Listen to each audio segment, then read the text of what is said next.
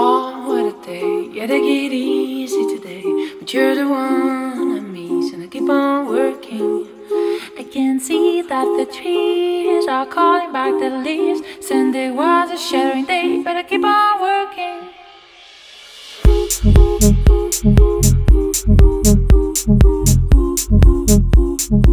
Alors là vous avez ici les petits cubes sont des chromesquis de foie gras. Là vous avez un maquis de homard, céleri et citron vert. Là vous avez un petit feuilleté truffade. Là vous avez un petit moelleux du Barry au comté.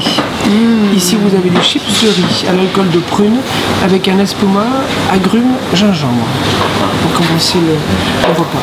C'est votre voyage à Bangkok qui vous a marqué comme ça?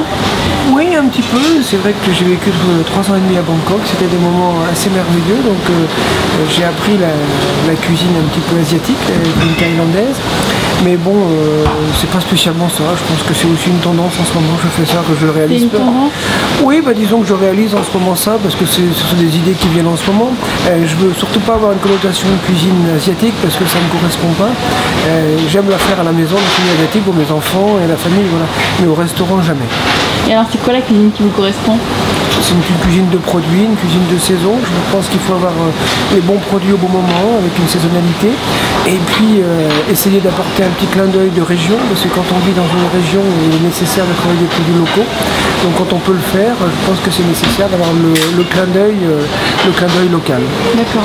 Parce que j'ai regardé votre carte, le pressé de foie gras, le jarret, la cuisine 24 heures, l'aquarium du homard, etc. Alors parmi toute cette belle carte, le plat signature... Ce sont les grenouilles. Les grenouilles? Voilà, je fais un plat de grenouilles que je peux vous faire goûter.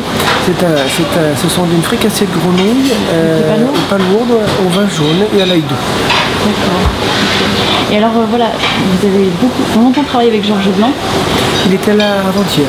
Ah, ça parle d'hypopète. Oui, il a dîné là. Il vient régulièrement parce que je suis son ancien chef, mais surtout un ami maintenant, un ami un peu de la famille.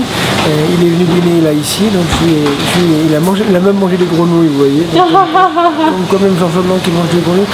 Non, donc à chaque fois quand il vient dans le sud, il vient me faire un petit clin d'œil. D'accord. Mais alors du coup, qu'est-ce que vous retenez de cette longue collaboration? C'est une amitié avant tout, parce qu'après 7 ans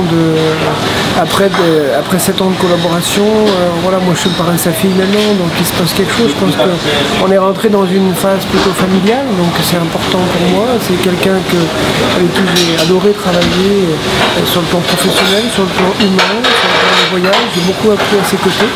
De temps en temps, quand j'ai un souci ou une réponse à une question compliquée que j'ai pas, souvent je l'appelle pour avoir son conseil mais important dans certaines démarches, donc je l'écoute et voilà, donc c'est très important pour moi d'avoir toujours cette relation très proche avec Georges Blanc. Il est d'ailleurs parrain de votre restaurant, tout comme Anne-Sophie Pic, je crois. Oui, exactement, oui, c'est deux personnes qui comptent beaucoup dans ma carrière. Anne-Sophie, on se connaît depuis une vingtaine d'années, nous sommes très proches, très amis, puisqu'on a réalisé ensemble le dîner d'ouverture. Sophie, c'est quelqu'un que j'aime beaucoup de simplicité, beaucoup de perfection même dans le travail, donc c'est un vrai plaisir et un bonheur de pouvoir travailler avec elle. Et puis Georges Blanc, c'est l'amitié, voilà. En ouvrant mon restaurant, il se devait d'être à mes côtés. Ça faisait combien de temps que vous en rêviez de votre maison de poupée? Depuis des années, voilà, pour moi c'était important de trouver un endroit qui puisse me correspondre. Suite au changement de stratégie de l'hôtel dans lequel j'étais, j'ai souhaité faire autre chose avec le lieu. C'était important de trouver quelque chose qui me correspondait et proche d'un endroit dans lequel j'habitais et proche des endroits dans lesquels je pouvais retrouver toute la clientèle qui allait revenir chez moi. D'accord. Et alors du coup, pour continuer sur cette thématique dans vos démons, vos démons c'est quoi? Les péchés? Oui, ça peut être ça. Alors après, ouais, je demande à Sylvain s'il met trop d'alcool, de cognac dans le dessert. Alors après, ce qui est intéressant dans la maison ici, c'est qu'on c'est une ancienne bâtisse qu'on a récupérée, puisqu'il faut aussi un peu d'histoire. On a récupéré cette ancienne bâtisse qui était inhabitée depuis 40 ans. Et dans la bâtisse, on a récupéré plein de vieilles pièces qui n'avaient pas encore été pillés, comme les petits anges qui sont au-dessus de vous, ou cette belle table ici en bois. Et on a récupéré plein de miroirs, on a récupéré des carreaux. Par exemple, les carreaux dans le bistrot qui sont sur le mur étaient les carreaux de la salle à manger. Et ça, c'était très rigolo.